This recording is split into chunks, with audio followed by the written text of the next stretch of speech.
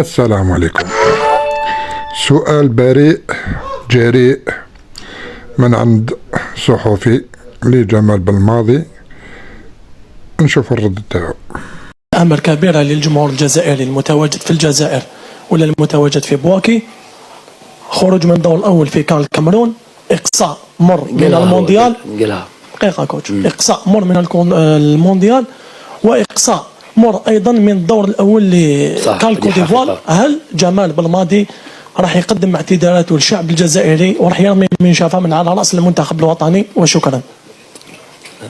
كي ندخلوا بلادنا ونهضروا في بلادنا إن شاء الله.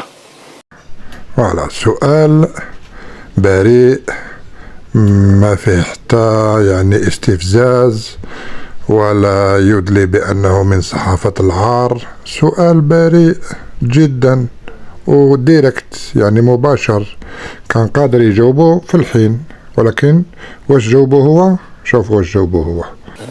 كي ندخلوا بلادنا ونهضروا في بلادنا إن شاء الله. دوكا السؤال المطروح، يا بالماضي هل وفيت بالوعد تاعك لما دخلت للجزائر؟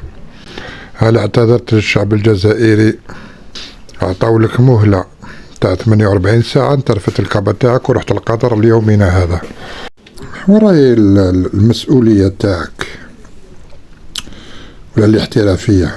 وراي الاحترافية تاعك ما شفنا منها والو، غير الهضرة بلا بلا بلا بلا بلا. تحب غير لي شكرك.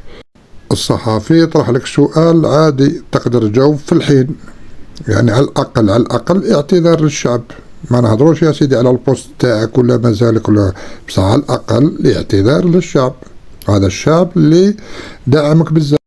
أنا الحاجة اللي غضتني أنه أنت يا شايف باللي الشعب دخل في صراع ما بيناته، عارف باللي الشعب دخل في الفتنة ما بيناته، واحد يطبل لك وواحد ضدك، وخليتهم ما خرجش من تهضر، قال يا ودي فوالا خلاص بركات، ما كان لنا المشاكل والفتنة، نجبد روحي من أجل مصلحة البلد ولا مصلحة المنتخب الجزائري.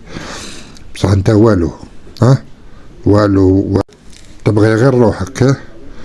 ما تقولش نسيت. أنا ما نسيتش مساكن الناس اللي جاو يتفرجوا الماتش تاع المونديال مع الكاميرون، اللي مساكن جاو على 7 تاع الصبح لما باش قدها دخلوا للصطاد، ومع الاخر نتايا يعني تخذلهم بهذيك الطريقه هذيك المهينه، وخذلتنا كاع معاهم، ماشي غير هذوك مساكن. على كل حال نقول لك حاجه، ربي وكيلك، والله ربي وكيلك.